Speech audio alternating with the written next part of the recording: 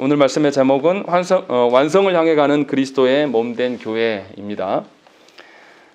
출애굽기의 구조를 살펴보면 하나님께서 이스라엘 백성들을 구원하시는 그 전반부의 내용, 그것이 언약대로 실현되었다라는 것을 보여주고, 또 이 구원하신 하나님께서 이들을 시내산까지 인도하시는 여정과, 또 시내산에서 하나님께서 이들을 언약 백성으로 삼아주시는 그 과정, 그래서 출애굽기 19장부터 24장까지의 말씀은 하나님께서 언약의 내용을 가르치시고 이들과 언약식을 맺어주는 것들이 기록되어 있습니다. 그리고 이제 출애굽기 25장 이후로부터는 거의 어떤 이야기가 나오냐면, 하나님이 그들 가운데 함께 하시기 위하여서 성막을 만들고 짓는 내용, 또 성막의 기구들이 어떻고, 또 성막을 운영하는 데 있어서 제사장들이 어떠해야 될 것들, 이런 것들에 대한 기록들이 나와 있습니다. 그러면 이제 25장부터 읽어가야 될 우리의 입장에서는 우리에게 성막과 성막의 기구들이 있습니까?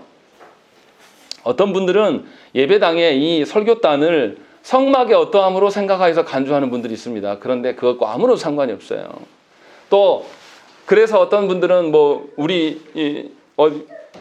설교단을 특별한 어떠한 거룩한 장소로 생각해서 여러분들이 앉는 좌석과 여기하고 뭔가 차이가 있는 것처럼 생각하는 분들이 있는데, 그거는 큰 착각이고 오해입니다. 우리 시대에는 분명하게 성막도 없고 성막의 기구들도 또 제사장도 없습니다. 제사도 없어요. 그런데 이 말씀이 우리에게 주어져 있단 말이죠. 그래서 사람들이 어떻게 생각하냐면 여전히 예배당을 성막처럼 생각합니다. 그래서 예배당이라고 부르지 않고 뭐라고 부릅니까? 성전이라고 여전히 부르고 있어요. 그러나 예수께서 오신 이후로부터 성막이나 성전이나 성막의 기구들이나 제사장의 모든 역할들을 누가 다 이루셨습니까? 예수께서 다 이루셨어요. 그래서 우리에게는 예배당은 있으나 성막은 없습니다. 우리에게 설교의 봉사자인 목사는 있으나 제사장은 없어요. 이렇게 없는 것이 우리 가운데 성경 가운데 그대로 나와 있다는 것이죠. 그러면 여기서 우리가 무엇을 봐야 되겠습니까? 여전히 우리가 구약의 관점으로 예배당을 성막이라고 부르고 목사를 제사장처럼 뭔가 특별한 존재로 여기면서 생각하는 것은 예수 그리스도께서 이루신 것에 대한 무지고 몰라서 그런 일들을 행하는 것입니다. 그렇기 때문에 우리가 알아야 될 것은 성막이 도대체 무엇 때문에 있는가, 그리고 성막 가운데 제사들이 어떻게 행해졌는가, 무엇 때문에 이렇게 하시는가라는 것을 아는 것이 가장 중요합니다. 성막이 없기 때문에 우리가 알아야 될 것은 성막의 내용들이나 성막의 어떤 구조를 알아야 되는 것이 아니라 도대체 하나님께서 성막을 무엇 때문에 만드셨는가, 이것이 제일 중요해요. 그런데 많은 교회에서 성막에 대해서 가르친다고 해놓고 성막의 크기가 얼마고 그거 알아서 어떻게 하자고요. 성막에 들어가는 재질이 이게 들어가, 그거 알면 뭐합니까? 우리는 없는데 성막이. 중요한 것은 구약의 의식법 같은 것들은 우리에게 필요하지 않아요. 왜냐하면 예수께서 다 이루셨기 때문에. 그러면 뭐가 있어야 되냐면 하나님께서 그렇게 제정하신 목적이 도대체 뭐였는가, 하나님께서 왜 이것들을 지으라고 하셨는가라는 것을 아는 것이 굉장히 중요합니다. 그러니까 제 말은 구약에 있는 의식법이나 성막 이것들이 다 필요 없다 이 말을 하려고 하는 것이 아니라, 그 당시에 하나님께서 무엇 때문에 이렇게 하셨는가, 그 원리들, 그 하나님의 의도들, 이것은 여전히 우리에게 유용하다라는 것입니다. 그래서 구약의 의식법이나 구약의 시민법들, 우리에게 지금 적용되지 없지만 그 원리들, 하나님을 향한 합당한 그 태도들을 우리가 발견해서 우리가 알고 있는 복음을 더 선명하게 하는 데 있어서 유용하게 써야 되는 것입니다. 그래서 출애굽기 25장부터의 이후에 가장 핵심은 성막인데, 오늘 본문에 나온 것은 무엇이냐면 도대체 하나님이 성막을 왜 만들라고 하셨는가가 나와 있어요. 그래서 저와 여러분들이 그러면 그 성막을 왜 만들라고 하셨는가, 무슨 목적인가에 부합한 삶을 살아가면 되는 겁니다. 그것이 오늘 설교의 핵심이에요. 자, 그러면 오늘 본문에 드러난 것들을 우리가 한번 살펴봐야 됩니다. 오늘 본문에 보면 하나님께서 두 가지를 명하십니다. 명령하셔요. 명령하시는 것은 뭘 보면 알 수가 있습니까? 문장에서, 글이니까요. 문장에서 뭘 보면 됩니까? 주어를 봐도 몰라요. 명령은 뭐로 보면 됩니까? 동사를 살펴보면 돼요. 그러면 2절 말씀 한번 우리 읽어보겠습니다. 2절 읽겠습니다. 시작. 이스라엘 자손에게 명령하여 내게 예물을 가져오라 하고 기쁜 마음으로 내는 자가 내게 바치는 모욕거를 너희는 가질지니라. 예, 뭐 하라고 명령하십니까? 예, 취하라, 받아라, 가져오게 해라. 다 똑같은 내용이죠. 이스라엘로부터 예물을 받게 해라, 가져오게 해라 라는 거 첫 번째. 그리고 두 번째는 8절과 9절 말씀에 나와 있어요. 우리 읽겠습니다. 8절 9절 읽겠습니다. 시작. 우리가 그들 중에 거할 성소를 그들이 나를 위하여 짓되 무릇 내가 내게 보이는 모양대로 장막을 짓고 기구들로 그 모양을 따라 지을지니라. 예, 두 번째 명령은 뭡니까? 지으라 라는 거죠. 성막을 지어라 라는 것입니다. 그래서 명령은 두 가지예요. 하나는 예물을 걷게 받아라, 취하라 라고 이야기하는 것과 두 번째는 그 받은 예물로 성막을 지어라 라는 것입니다. 그러면 이제 그 명령하신 바를 우리가 잘 살펴야 됩니다. 2절을 자세히 보시면 예물을 가져오게 하고 받으라고 명하십니다. 사실 가져오라는 것과 받으라는 것은 우리 성경에만 구별되어 있지 히브리어 성경에는 동일한 단어입니다. 취하라는 의미예요. 하나님께서 이스라엘에게 어떤 특정의 물건을 취하라고 명하시지 않습니다. 분명히 우리 성경에 예물이라고 표현하고 있습니다. 어떤 것을 취하라라고 말하지 않고 2절에 보시면 예물을 가져오게 해라라고 말씀하고 있습니다. 예물이 무엇입니까? 하나님께서 거룩한 일을 위하여서 구별되게 하신 것, 이것을 예물이라고 합니다. 정리하면 하나님께서는 거룩한 목적을 위하여서 구별되어진 것을 모세와 아론을 통해서 이스라엘에게부터 취하라라고 명령하고 계시다라는 것입니다. 그러면 여기서 거룩함의 의미는 무엇일까라는 것입니다. 우리가 성막이나 제사에서 나오는 구별된 제물, 구별된 예물 이야기하면 우리는 뭐에 집중합니까? 그 물건 자체에, 그 제물 자체에 집중하는 경향이 많아요. 그래서 예물이 거룩해야 된다라고 생각을 합니다. 1절에서는 근데 그렇게 말하지 않습니다. 뭐라고 되어 있습니까? 2절에 기쁜 마음으로 내는 자가 내게 바치는 모든 것을 너희는 받을지어다 라고 되어 있습니다. 누가 기쁩니까? 받는 이 모세와 아론이 기쁜 겁니까? 드리는 자가 기쁜 겁니까? 드리는 자가 기뻐야 될 것들을 말씀하고 있는 것입니다. 그러니까 하나님께 드리는 것에 있어서 강요나 억지로 아니면 자신의 체면에 딸려 있어서 드리지 말라라는 것이에요. 자원하는 마음으로 드릴 수 있어야 됨을 말하고 있는 것입니다. 즉 거룩하다라는 것은 예물이 거룩한 것이 아니라 누가 거룩해야 됩니까? 예물을 드리는 그 사람이 거룩해야 돼요. 예물에 집중하라고 하는 게 아니라 예물을 드리는 그 사람이 정말로 하나님께 내가 하나님의 거룩한 일에 쓰임받는 것에서 기뻐하는 것인가, 자원하는 마음으로 드리는 것인가를 지금 말씀하고 있는 것입니다. 이게 훨씬 중요한 거예요. 그래서 분명하게 하나님께서는 이스라엘이 기쁜 마음으로 드려야 될 것들을 말씀하고 있는 것입니다. 그래서 예물보다는 예물을 드리는 자가 하나님 앞에서 진정으로 거룩하고 구별되어야 돼요. 그 사람 자체가 세상의 방식으로 살아가면서 세상과 하나 되면서 세상처럼 되고 싶어서 하나님께 나와서 드리는 거 하나님이 모르시겠습니까? 하나님 이거 받지 않으십니다. 그래서 분명하게 우리가 드릴 때에 어떠한 태도로 드리는가냐가 훨씬 중요한 것이지 그냥 예물 그 자체가 거룩하고 복되어서 중요한 것을 말씀하신 게 아니에요. 하나님 뭔가 부족해서 말씀하신 것이 아니란 말이죠.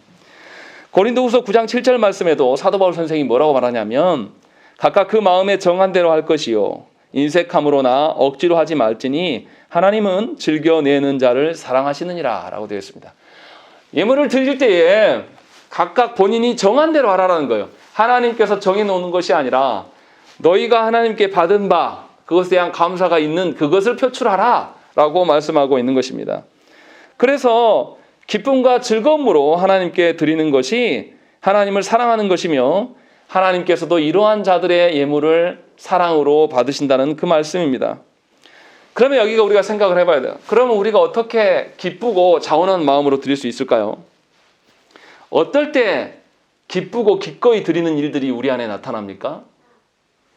너무나 안타깝게도 우리는 우리 목적 달성을 위하여서 하나님께 예물을 드리는 데에서는 기꺼이 드립니다. 내 목적하는 바, 내가 기도 제목이 있어요. 기도 제목이 있는데 이것을 하나님께서 이루어주라고 할 때는 기쁜 마음으로 드립니다. 그러면 이것을 무엇을 기뻐하는 걸까요? 그 사람은 자기의 소원 성취가 기쁨이에요. 그 사람은 예물을 기쁜 마음으로 기꺼이 드린 것 같지만 사실은 자신의 소원 성취가 그 사람의 목적입니다. 하나님이 안 받으셔도 돼요. 사실 이런 것들은 하나님과 교제하며 하나님께서 기뻐할 만한 것들을 생각하면서 드려야 되는데 그게 아니라 자기 목적으로 드리는 경우가 있습니다. 정말 죄송한 이야기지만요. 저도 우리 교회도 후원 받지 않습니까? 후원 받는데 저는 항상 그래요. 그 사람들을 통해서 하나님께서 저에게 주신 것이지 궁극적으로 하나님이 주셨다고 저는 생각을 하거든요. 그런데 후원하는 분들이 어떠한 태도로 가지신 분들이 있냐면 너희 교회에 우리가 후원하면서 우리 이름 낼란다. 그 의도로 후원하는 분들이 있어요. 그러면 제가 그 사람들에게 그 교회들에게 어떤 마음을 가질까요? 참 감사합니다. 나를 이용해 먹어서라도 당신이 높아주십시오. 제가 그러겠습니까? 제가 개척할 때 항상 기도했던 게 하나님 구걸하지 않게 해주십시오. 라고 하나님께서 채우시면 돼요. 그런데 어떤 이들은 우리 교회를 이용해서 자신의 이름을 높이기 위하여서 그것을 남용하는 경우가 있습니다. 그런 후원은 안 받고 싶어요. 실제로 그렇게 하는 분들이 있어서 거절한 적도 있습니다. 그러나 어떤 교회는요. 저한테 와서 물어봐요. 목사님 교회가 연약하다고 말하는 뜻이 아니라 내가 목사님 교회에 협력하고 싶어서 하는데 받아주시겠냐고. 내가 주의 일에 정향교회에 하는 일에 나도 동참하고 싶다고. 이렇게 하시는 분들도 있습니다. 그러면 그분도 하나님께 하는 것이고 저 역시도 받으면서 하나님이 하신 거구나 라는 것을 믿고 기쁘게 받아요. 그러니까 드릴 때에 받는 분이 어떻게 받을 것인가에 대한 생각을 우리가 갖고 해야 돼요. 그런 거 없이 우리 명절이나 어떤 새해가 되면은 우리가 흔히 선물을 합니다. 그런데 물론 우리의 형편을 따라야 돼요. 그런데 우리의 형편을 따르지 않고 내 만족을 위해서 선물을 하는 분들도 있습니다.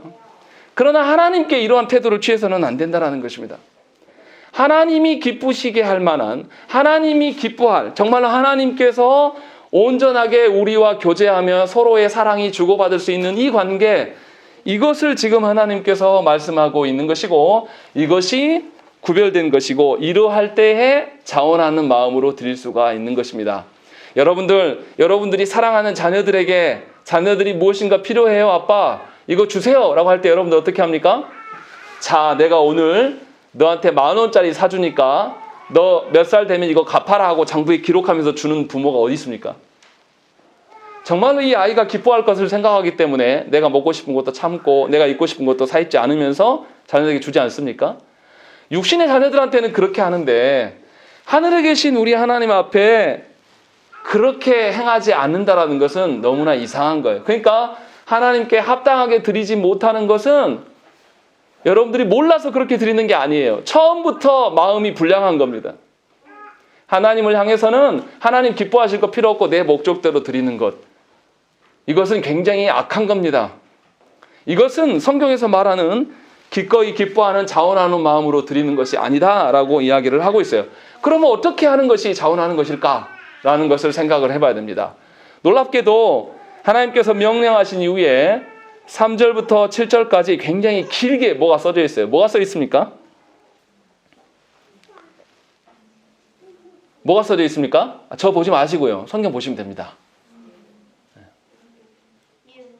예물의 내용들이 이러이러한 것들을 받으셨다라고 이렇게 쭉 써져 있어요. 그런데 이 예물들을 보면 각종 다양한 것이 있습니다. 이스라엘 백성이 애굽에서 어떤 사람들이었습니까? 노예였습니다. 노예였던 자들에게 보세요. 뭐가 있습니까? 금과 은이 있고 놋이 있어요. 우리 시대의 놋은 아무것도 아니지만 당시의 놋은 굉장히 귀한 겁니다. 또 보세요. 4절에도 보시면 각종 실들이 있는데 색깔 있는 실들이에요. 이 실들은 왕권을 가진 자들이나 고위 관직자들에게만 있는 특별한 실들이에요. 또 5절에도 보면 여러 가지 가죽들, 어떤 이런 것들, 직물들이 나오고, 또 6절에도 보면 향료와 관유 막 이런 것들, 또 7절에면 보석들 뭐 이렇게 나와 있어요. 이게 노예된 자들에게 원래 갖고 있었던 것일까요? 이거 어디서 났습니까? 우리가 읽었던 것처럼 출애굽할 때 하나님께서 이스라엘에게 은혜를 베푸셔서 애굽 사람들이 갖고 있는 각종 귀한 것들을 받게 하셨어요. 하나님이 구원을 베푸시고, 구원만 베푸신 것이 아니라 구원받은 백성들에게 하나님께서 각종 귀중한 가치가 있는 것들을 베풀어 주신 것을 이들이 갖고 있는 겁니다. 그래서 이것이 다시 기록되어 있는 것이에요. 무슨 말입니까?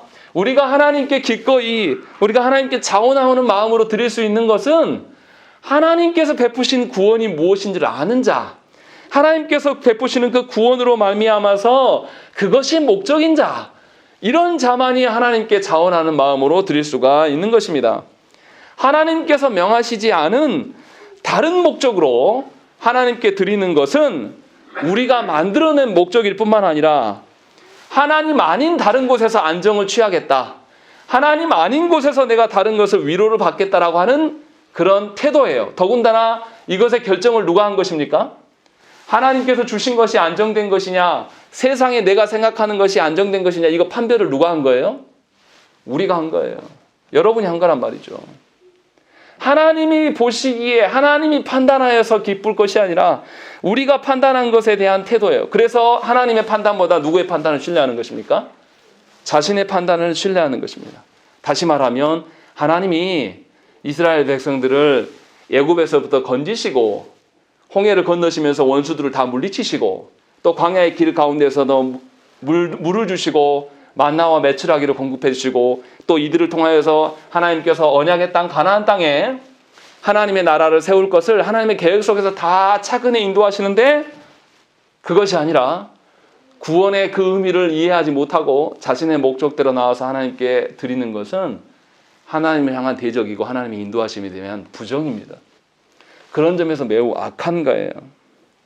그래서 분명하게 하나님께서 구원하심, 하나님께서 약속하신 하나님 나라를 아는 사람만이 자원하고 감사하며 기꺼이 드릴 수가 있는 것입니다. 그러할 때 아깝지 않은 거예요. 나에게 자꾸 하나님께 드리면서 아깝다는 생각이 드는 것은 아직도 여러분들은 하나님 나라의 가치와 질서를 소망하지 않고 있는 겁니다. 헌금 설교라고 착각하시면 안 됩니다. 지금 제가 그거 말하려고 하는 게 아니에요. 더 중요한 것이 뒤에 있습니다. 자, 그리고 하나님께서 두 번째 명령을 하십니다. 지으라고 말씀하세요. 8절 9절에 무엇을 지으라고 하십니까? 성소를 지으라고 하나님 말씀하십니다. 성소라는 것은 거룩한 장소, 구별된 장소를 의미합니다. 왜 하나님께서 거룩하고 구별된 장소를 만들라고 하십니까? 8절에 나와 있어요. 뭐라고 되어 있습니까? 예, 하나님께서 이스라엘 중에 거하시겠다, 함께 사시겠다라고 밝히고 있는 것입니다. 하나님께서 성소를 지으라고 하신 목적은 하나님께서 이스라엘과 함께 살아가고 싶으셔서 이 명령을 하고 계시는 거예요. 그래서 하나님이 함께 살아가신다라는 의미로 해서 9절에는 뭐라고 표현했냐면 장막이다라고 표현하고 있는 것입니다. 그래서 하나님께서는 이제는 이스라엘과 함께 사시기를 기뻐하신다는 것입니다. 그래서 하나님의 목적은 이스라엘을 떠나서 계시는 것이 아니라 이스라엘과 함께 살아가시면서 그들과 함께 동행하기를 원하는 겁니다. 사랑하는 두 남녀가 왜 결혼합니까? 함께 살라고요. 이제는 더 이상 떨어져 있기 힘들거든요. 보고 싶고 그러니까. 그래서 함께 살아가려고 결혼하는 거예요. 그래서 잠자는 것뿐만 아니라 모든 일상을 함께 나누고 싶어서 결혼한 거 아닙니까? 하나님께서도 우리와 함께 하시려고 지금 이 성막을 지으라고 말씀하신 거예요. 그러니까 출애굽기 25장부터 40장까지 쭉 내용은 뭡니까? 하나님께서 우리와 함께 살아가시기 위하여서 얼마나 많은 것들을 예비하시고 준비하시는가. 우리를 지키고 돌보시고 그 안에서 우리와 함께 나누기 위하여서. 우리 그렇지 않습니까? 두 남녀가 결혼하여서 결혼 준비를 할 때 얼마나 바쁩니까? 시시콜콜한까지 우리 다 준비하지 않습니까? 뭐 웨딩 포토부터 결혼식은 어디서 할 것인가, 또 살집은 어떻고, 그 살집에 들어가서 도배는 어떻게 하고, 문고리는 어떻게 바꾸고, 살림집에 있는 살림들은 뭐를 할 것이며, 그 일로 인해서 너무 바쁘잖아요. 하나님께서 지금 그 일을 시작하고 있는 거예요. 이제 이스라엘 백성들이 언약 백성이 되었어요. 우리가 지난주에 말씀드렸던 것처럼 24장에서 언약식을 치렀습니다. 그러니 이제 하나님께서 이스라엘과 함께 살아야죠. 동떨어져 계시는 하나님이 아니라 그들과 함께 살아가면서 그들의 일상의 모든 것들을 나누시기 위하여서 지금 이 일들을 행하시는 것입니다. 그러니까 예수를 믿는다라는 것은 하나님과 함께 살아가는 거예요. 하나님과 함께 살아가는 것이 불편하고 귀찮으면 여러분들은 하나님의 사랑 가운데 있는 것이 아닙니다. 하나님과 함께, 그렇지 않습니까? 결혼했는데 배우자와 함께 있기가 지긋지긋해요. 못 살겠어요. 물론 결혼하면 서로가 살아온 방식이 달라요. 저도 결혼해보니까 그러더라고요. 수건 넣는 방법, 치약을 어떻게 짜는 거, 뭐 이런 것까지 하나도 안 맞더라고요. 결혼해보니까. 그런데 불편함을 감수하고도 왜 함께 삽니까? 사랑하니까요. 안 보면 죽을 것 같으니까. 며칠이라도 떨어져 있으면 늘 궁금하고 괴로우니까. 사랑이 그런 거예요. 하나님께서 이스라엘을 사랑하셔서 그들과 함께 하시려고 지금 이 일들을 명령하고 계신단 말이에요. 그러면 사랑하는 것이 중요합니까? 성막이 어떻게 생기고 무슨 색깔이고 성막에 어떻게 하는 이게 중요합니까? 하나님 사랑하는 것이 더 중요하지 않습니까? 그러면 이 본문에서 뭘 봐야 돼요, 우리가? 하나님을 어떻게 사랑할까? 하나님께서 우리를 얼마나 사랑하셔서 이렇게 하는가? 이거 보는 게 정상 아닙니까? 그런데도 아직도 성막론 하면서 성막에 뭐 거기 길이가 얼마고 무게가 얼마고 그 가치가 얼마고 이거 따지는 게 뭐가 중요합니까? 아직도 예배당을 바라보면서 성전이라고 말하는 것이 그게 의미가 있습니까? 그렇지 않아요. 분명하게 하나님께서 이제는 이스라엘 백성들을 뭐로 삼으셨어요? 당신의 신부로 삼으셨어요. 언약 백성으로 삼으셨단 말이에요. 그러니 이제 이스라엘이 하나님과 함께 살아가려면 자신은 어떻게 살아야 돼요? 신부로서 자신의 신랑 되신 하나님 앞에서 자신이 어떠한지 단장해야 돼요. 우리 여성분들 그러지 않습니까? 결혼하여서 어떻게 해요? 신혼 때 자고 일어났을 때 여성들 어떻게 해요? 남편이 일어날 때까지 침 질질 흘리면서 이렇게 퍼질러 자고 있는 여성이 몇이나 됩니까? 먼저 일어나서 단장하고. 결혼 전에 그렇게 사셨어요? 안 그랬잖아요. 잘 것 다 자고 편하게 살다가 결혼하고 나니까 사랑하는 남편에게 잘 보이려고 단장해. 남편도 그러지 않습니까? 불편한 것을 감수하면서도 그렇게 살아가는 이유가 뭐예요? 사랑하니까. 하나님께서 지금 이 일을 하시려고 지금 성막을 짓기 위해서 취하라라고 말씀하시고 취한 것을 근거로 해서 만들라라고 말씀하신 거예요. 만드는 것이 목적이 아니라 사실은 하나님과 교제하고 하나님과 사랑하는 것이 주 목적이다. 이 말씀을 하고 있는 거예요.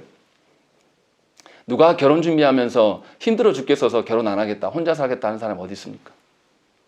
그런 사람이면 결혼 안 해야죠. 할 필요가 없죠. 왜냐하면 결혼이 지옥이 될 것이니까. 하나님께서 분명하게 우리에게 함께 살아가기를 요청하셨어요. 그런데 우리가 생각을 해봐야 될 게 있습니다. 그러면 하나님께서 이 함께 하심이 그때만 그랬냐? 우리 그렇게 생각할 수 있지 않습니까? 아니 성막 없다며요. 성막 그때만 있었고 우리는 없지 않습니까? 그러면 지금은 하나님 달라지신 거 아니에요? 이렇게 물어볼 수 있습니다. 요한복음 1장 14절 말씀에 뭐라고 되어 있냐면 말씀이 육신이 되어 우리 가운데 거하심에 우리가 그의 영광을 보니 아버지의 독생자의 영광이요 은혜와 진리가 충만하더라 라고 되어 있습니다. 예수께서 말씀으로 우리 가운데 육신을 입고 오셨는데 뭐하러 오셨냐면 우리와 함께 우리 가운데 거주하시려고 함께 사시려고 오셨다라고 분명하게 밝히고 있는 거예요. 그러니까 사도 요한은 뭐까지 이야기하냐면 예수님이 성육신 하심이 성막으로는 이게 했는데 이들이 깨닫지 못하니까 직접 사람이 되어주셔서 이 땅에 오신 것이다. 우리랑 함께 살려고 우리와 함께 교제하려고 이 땅에 오신 것이다 라고 말하고 있는 거예요. 하나님이신 그분이 우리를 너무 사랑하셔서 우리는 대상이 있어야지만 사랑한다고 생각한단 말이에요. 보이지 않는 하나님에 대해서 늘 의심하고 안 보이니까 딴 생각하고 세상으로 나간단 말이에요. 그러니까 하나님께서 보이는 하나님이 보이시지 않는 하나님이 육신을 입고 성육신하신 이 예수 그리스도의 이 땅에 오심의 사건을 이렇게 표현한 거예요. 얼마나 하나님이 우리를 사랑하시고 얼마나 우리와 기꺼이 하나 되기 위해서 이렇게 오신 것입니까? 마치 구더기와 내가 교제하고 있는데 구더기와 사랑하려고 하니까 구더기가 나를 인지를 못하니까 내가 구더기와 친구 되기 위해서 그 똥통으로 구더기가 득실득실한 곳으로 내가 구더기가 되어서 내려간 거예요. 그것이 성육신 사건이다 라고 사도 요한이 말씀하고 있는 것입니다. 그래서 예수님의 오심은 하나님께서 우리와 교제하심, 하나님께서 우리를 얼마나 사랑하심이 극명하게 드러나는 거예요. 그러니까 이것이 지금 우리에게 유효합니까? 유효하지 않습니까? 하나님께서는 우리와 함께 살아가시기를 원하는 것은 과거에도 그랬고 지금도 그러셔요. 더 놀라운 것은 창세기의 기사를 보면 어떻습니까? 하나님께서 아담과 어떻게 지내십니까? 동산에서 함께 거니시는 하나님이에요. 이미 함께 사셨었어요. 그때도. 떠나신 적이 없단 말이죠. 그런데 우리의 타락으로 말미암아 우리가 그것을 하나님과 단절을 선언해 본 것입니다. 그리고 요한계시록 21장 3절 말씀에는 뭐라고 되어 있냐면 내가 들으니 보좌에서 큰 음성이 나서 이르되 보라 하나님의 장막이 사람들과 함께 있음에 하나님이 그들과 함께 계시리니 그들은 하나님의 백성이 되고 하나님은 친히 그들과 함께 계셔서 라고 되어 있는 것입니다. 요한계시록의 21장 22장 말씀은 예수께서 재림하셔서 오셔서 새 하늘과 새 땅 완전히 천국이 이루어지는 그 날을 상징적으로 표현하고 있는 거예요. 그런데 그때도 뭐라고 하시냐면 하나님이 거하시는 장막이 사람들과 함께 있다. 그 완성될 그날에도 하나님께서는 우리와 함께 살기를 원하신다라고 말하고 있는 거예요. 그러니까 성경 전체를 통틀어서 이야기하면 뭐 하는 겁니까? 하나님이 처음 창조하셨을 때도 뭐 하려고 창조하신 거예요? 창조하신 우리들과 함께 살아가게 하시기 위해서 창조하셨어요. 그런데 인간 스스로가 아담이 교만하여서 하나님의 함께 살아감을 거절했어요. 불편하거든. 그래서 거절하고 내가 하나님처럼 되고 싶다라고 해서 하나님과 단절을 선언했어요. 그런데도 하나님은 어떻습니까? 범죄하고 독단적으로 이기적으로 살아가는 그 사람들에게 하나님 바로 무슨 약속을 하십니까? 예수 그리스도에 대한 약속을 하시고 예수 그리스도에 대한 약속을 주셨음에도 불구하고 이들이 예수 그리스도를 기다리지 않아요. 그러니까 하나님께서 성막을 통하여서 너희와 내가 함께 살아가겠다라는 것을 보여주고 계신 거예요. 그러니까 창조부터 또 지금도 그리고 완성을 향해 가는 그 장래에도 하나님은 우리와 함께 살아가기를 원하신다는 거예요. 하나님 우리와 함께 거하기를 원하셔서 이 일들을 진행하고 있다는 것입니다. 그래서 하나님과 함께 살아가는 것은 종결된 것이 아니라 진행형이에요. 하나님의 성막을 이루어가는 것은 종결된 것이 아니라 계속 진행되어져야 된다는 것입니다. 분명하게 하나님께서는 우리 가운데 함께 거하기를 원하시고 우리가 하나님과 교제하면서 살아가기를 원하심을 말씀에서 우리가 알 수가 있는 것입니다. 그렇다면 이제 우리의 태도는 어때야 될까요? 하나님께서 이렇게 성막을 주셔서 그들 가운데 인재의 장소로 하나님께서 오시기를 원하시면 우리는 어떻게 행동해야 될까요? 우리 9절 말씀 다시 보겠습니다. 9절 읽겠습니다. 시작.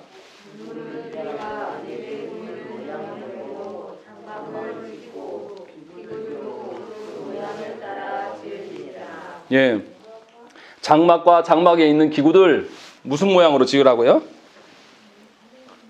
하나님께서 이스라엘에게 보여주신 모양대로 지어라 라고 말씀하고 있는 것입니다. 우리가 생각한 대로 우리가 원하는 모양대로 하나님께 함께 살아가기를 원하지 말라라는 거예요. 그러나 우리는 어떻습니까? 하나님께서 우리와 함께 살아가심을 목적을 두지도 않을 뿐더러 설사 하나님께서 목적을 둬도 우리는 무슨 이야기 합니까? 하나님, 아 불편해요. 나 이거 불편하니까 이걸 해결해 주시면 그 다음에 하나님 뜻 한번 생각해 볼게. 이런 방식으로 우리가 하나님께 나아가는 경우가 허다합니다. 하나님께서는 이스라엘과 함께 살기 원하셔서 하나님의 방편대로 하나님이 보여주신 대로 짓고 만들고 함께 살아갈 것들을 분명하게 말씀하십니다. 그렇기 때문에 성막은 하나님이 계시는 성소는 우리 마음대로가 아니에요. 순전히 하나님의 뜻대로 서져야 되는 것입니다. 그래서 솔로몬이 뭐라고 하십니까? 역대하 2장 6절 말씀에 누가 능히 하나님을 위하여 성전을 건축하리요? 하늘과 하늘들의 하늘이라도 주를 용납하지 못하겠거든 내가 누구이기에 어찌 능히 그를 위하여 성전을 건축하리요? 그 앞에 분향하려 할 따름이니라 라고 되어 있습니다. 자기 아버지 다윗 왕이 성전의 준비를 다 해놨는데 하나님께서 짓지 말라고 하셔서 이제 아들인 본인이 이것을 감당해 나가야 되는데 자신이 감당할 만한 자가 아니라고 고백하는 거예요. 내가 뭔데 하나님이 함께 계심의 그 성전을 내가 지을 수 있냐. 우리 중에, 사람 중에 과연 누가 하나님의 어떠하심을 알고 다 대변할 수 있겠느냐. 그냥 나는 하나님께 영광 돌리는 것으로도 너무 나에게 벅찬 것이다. 나는 그런 존재다. 라는 것들을 고백을 하고 있어요. 얼마나 놀라운 태도입니까? 우리는 아주 교만하여서 하나님이 나와 함께 살아가심에 대해서 무관심해요. 도리어 하나님 내가 불편하니까 당신은 좀 오지 마시고 멀리 계시고 나 불편하니까 내 소원만 그냥 들어주세요. 오지는 마세요. 항상 이런 방식으로 태도를 취한단 말이에요. 오셔도 우리끼리 마음대로 정해요. 아, 내가 하나님 이렇게 신앙생활 해보니까 하나님은 돈 주시는 하나님이야. 하나님 신앙생활 해보니까 이렇게 하면 아들이 잘 되더라. 이렇게 하면 뭐가 어쩌더라. 이런 방식만. 하나님이 우리와 함께 거하시며 살아가시는 것에 대해서는 아무런 관심이 없는 거예요. 그러니까 저와 여러분들이 근심과 걱정되는 모든 문제는 뭡니까? 다 여러분들의 생각으로 기인한 것이지 하나님의 영광과 하나님 나라가 우리 가정 가운데 이루어지지 않음으로 인하여서 근심하고 눈물 흘리는 사람을 찾아보기가 너무나 어려운 것이에요. 결단하지 않아요. 하나님께서 새해를 주시고 이 새해 동안에 하나님께서 우리를 다루어 가시고 섭리로 이끄시겠다라고 말씀하시지만 우리는 지난 살아왔던 그 방식들을 고수하면서 절대 이것을 옮기려고 생각하지 않습니다. 그냥 내 형편과 상황 가운데 하나님 오시든지 말든지 나는 내 형편과 상황대로 서겠다. 그렇게 서 있는 거예요. 그러니 하나님의 성막이 우리에게 뭐가 중요합니까? 하나님이 우리 가운데 오심이 그 사람에게 기쁨이 되겠습니까? 그럴 수가 없습니다. 그때에 솔로몬이 이렇게 겸손한 태도로 내가 어떻게 감당하겠냐라고 이야기할 때 함께 동참한 후람 왕이 솔로몬에게 뭐라고 말하냐면 역대하 2장 12절 말씀이에요. 후람이 또 이르되 천지를 지으신 이스라엘의 하나님 여호와는 송축을 받으실지로다. 다윗 왕에게 지혜로운 아들을 주시고 명철과 총명을 주시사 능히 여호와를 위하여 성천을 건축하고 자기 왕위를 위하여 궁궐을 건축하게 하시도다라는 것입니다. 무슨 말입니까? 하나님께서 당신을 쓰실 것을 허락하셨으니 하셔도 좋을 것 같습니다. 라는 것들을 이야기를 하고 있는 거예요. 무슨 말입니까? 하나님께서 허락하신 자도 하나님께서 허락하신 것 안에서 살아가야 될 것들을 이야기를 하고 있는 것입니다. 그것이 우리의 태도라는 것입니다. 그런데 그렇다면 우리에게 지금 성전이 있는데 그럼 도대체 성전을 세운다는 게 뭘까라는 고민이 생겨요. 예수님이 이것에 대한 답을 주십니다. 요한복음 2장 19절부터 21절 말씀에 예수께서 대답하여 이르시되 너희가 이 성전을 헐라 내가 사흘 동안에 일으키리라. 유대인들이 이르되 이 성전은 46년 동안에 지었거늘 네가 3일 동안에 일으키겠느냐 하더라. 그러나 예수는 성전된 자기 육체를 가리켜 말씀하신 것이라 라고 이야기하고 있습니다. 요한 사도는 무엇이 성전이라고 말합니까? 예수 그리스도의 몸이 성전이라고 말씀하고 있는 겁니다. 예수 그리스도의 몸이 누굽니까? 언약 백성인 우리예요. 교회는 그리스도의 몸입니다. 우리가 세워야 될 것이 뭐겠습니까? 이 건축물이 아니에요. 한국교회에서 제가 정말 마음이 참담한 게 예배당 건축하면서 성전 세운다고 말하는 사람들. 그러니까 성전 다 짓고 나면 할 일이 없어져가지고 싸움박질하는 거예요. 예배당 화려하게 짓는 게 우리의 주 목적이 아니에요. 하나님께서 말씀하시는 성전은 누굽니까? 그리스도의 몸된 바로 저와 여러분들이에요. 저와 여러분들이 하나님의 모양대로 빚어져 가지 않으면 하나님께서 오실 수가 없어요. 저와 여러분들이 하나님의 원하시는 대로 빚어져 가고 하나님께 거하실 만한 구별된 존재로 살아가라고 하나님 지금 말씀하고 있는 거란 말이에요. 예수께서 그 이야기를 하신 거예요. 그래서 우리가 세워야 될 것은 우리 저와 여러분들이 정말로 하나님이 원하시는 대로 구별된 존재이며 세상의 논리대로가 아니라 하나님과 함께 살아가기 위해 힘쓰는 자들인가? 내가 과연 그렇게 변화되어져 가는 것이 작년 한 해 있었는가? 그리고 하나님께서 또 시간을 주셨는데 또 살게 오래 하셨는데 올해는 또 작년처럼 살 것인가 돌아보면서 하나님께 부르짖어야 될 때예요. 그렇게 하나님 앞에서 내가 성전이 되어가도록 하나님께서 나를 기쁘게 받으실 만한 하나님께서 원하시는 대로 내가 세워져 가고 있는지를 점검하는 것이 이 본문을 보고 있는 우리의 합당한 태도여야 된다는 것입니다.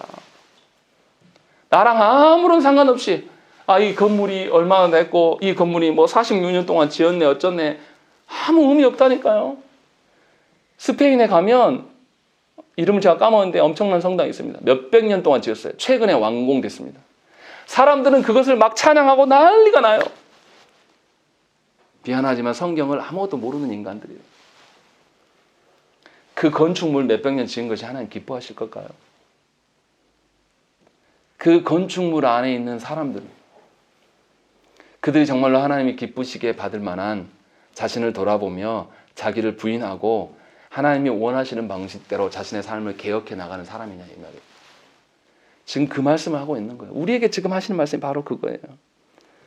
그래서 사도 바울 선생은 뭐라고 말씀하십니까? 에베소서 2장 21절과 22절 말씀에 그의 안에서 그는 그리스도입니다. 그리스도 안에서 건물마다 서로 연결하여 주 안에서 성전이 되어가고 너희도 성령 안에서 하나님이 거하실 초소가 되기 위하여 그리스도 예수 안에서 함께 지어져 가느니라 라고 말씀하고 있는 것입니다. 무슨 말이에요? 하나님께서 우리를 계속 지어져 가게끔 그리스도 안에 쬐매 놓으신 거예요. 붙잡아 놓으신 거죠. 그래서 우리가 어떻게 혼자 지어져 가는 게 아니라 어떻게 되어 있습니까? 성전과 같이 연결돼. 이 성전이 누굽니까? 우리의 지체들이에요. 우리 지체들과 함께 교회됨으로 그리스도께서 계속 완성해져 가고 있다라는, 완성되었다라고 말하지는 않아요. 사도 바울 선생이. 완성하고 진행되어 가는 과정 중에 있고 그 완성은 예수께서 다시 오실 때에 완성될 것이다 라는 것을 말씀하고 있는 거예요. 그러니 우리가 날마다 살아가면서 우리 자신의 한 부분 한 부분을 놓고 하나님 앞에서 깨닫게 하시는 부분이 생각나면 그 부분을 놓고 하나님께 기도하고 변화되어지는 감이 점진적으로 있어야 돼요. 주님 앞에 섰을 때 주님, 제가 처음 주님이 부르셨을 때 이 모양이었는데요. 한 해 한 해 지나가면서 내가 조금씩 계속 갱신되었습니다. 그러다가 주님 앞에 왔네요. 라는 고백이 최소한 있을 때 그 사람이 언약 백성 하나님의 성도예요. 그것이 아니고 우리는 늘 헛된 생각만 갖고 있는 겁니다. 하나님 세상 속에서 내가요. 하나님 사람들 앞에서 내가요. 하나님 돈이요. 하나님 우리 새끼가요. 뭐가 중요합니까? 늘 말씀드리지만 하나님 앞에서 그리스도의 몸된 우리는 갱신돼야 돼요. 개혁돼야 돼요. 그래서 우리의 신앙 선배들은 무슨 이야기 했습니까? 개혁교회는 계속 개혁돼야 된다고 말합니다. 계속 진행형으로 계속 하나님과 닮아가는 일들 우리 가운데 드러났을 때에 생명 있는 교회다 라는 것을 우리에게 말씀하신 거예요. 그러니 신앙생활은 늘 새로워질 수밖에 없는 것이고 이 새로워짐을 위해서는 우리는 내 판단대로가 아니라 하나님 주신 말씀, 내 밖에 있는 그 말씀이 우리 가운데 새로워진 근거가 되기 때문에 신앙생활은 늘 낯설고 늘 고되고 힘들 수밖에 없는 거예요. 그러나 하나님께서 함께 하시는 그 생명을 주심으로 그 낯설고 고됨이 힘들만은 드러나는 게 아니라 새로움으로 하나님께서 변화시켜 주신다는 것입니다. 그렇게 해서 교회를 하나님께서 이끌어 가시는 거예요. 그러니 저와 여러분들은 완성을 향해서 가는 그리스도의 몸된 자들이에요. 완성을 향해 간다는 것은 그냥 가만히 있으면 저절로 이 뜻이 아니에요. 여러분 자신을 하나님의 말씀으로 비춰보면서 여러분 안에 구석구석 더럽고 변화되지 않는 부분들이 있으면 하나님께 결단하셔야 됩니다. 한 번에 다는 못 바꿔요. 그렇지 않습니까? 이 교회 건물이 있는데 부분 바꿔놔야지 이 교회를 지탱하죠. 이 건축물을. 한 번에 다 바꾸려면 어떻게 하는 게 제일 쉽습니까? 새로 지으면 돼요. 그러면 새로 지으면 그것이 옛 건물입니까? 나와 옛날 건물과 연계된 겁니까? 상관없는 겁니까? 상관없는 거잖아요. 하나님께서 우리를 바꿔가시는 것도 바로 그런 거예요. 우리 전체 자신을 부정하지 않아요, 하나님이. 우리의 모나고 어리석고 연약한 분들 아셔서 이것들을 하나님의 말씀으로 끌고 가시면서 부분 변화를 주시고 결단하라고 말씀하신 거예요. 그렇게 했을 때 하나님께서 우리와 함께 살아가십니다. 하나님께서 우리에게 또 새로운 기회를 부여하시고 계십니다. 여러분들이 새해 첫 주일 예배를 어떻게 받으시는지 제가 잘 모르겠으나 매년 똑같은 해로 주시려고 지금 하나님께서 이 자리에 여러분 부르신 것이 아니에요. 어떤 이들은 새해가 되었으니 가족과 함께 보내야 되겠다 하고 예배드리지 않고 다 떠나가고 자기들 원하는 방식으로 결단할지 모르겠으나 하나님의 자녀들은 하나님과 함께 머물러 있는 것이 너무 당연한 것이고 하나님께서 변화시키실 것을 부담으로 느끼는 것이 아니라 기대로 느끼면서 하나님 앞에 결단이 서야 되는 것이 우리의 합당한 태도라는 것입니다. 그래서 분명하게 우리 자신을 하나님께서 계속해서 완성시켜 가시는 것을 믿으시기 바랍니다. 그리고 그 하나님께서 주신 말씀 앞에서 여러분이 깨달아지신 것이 있다면 결단하세요. 결단하셔서 작년과는 다른 방식으로 서야 되지 않겠습니까?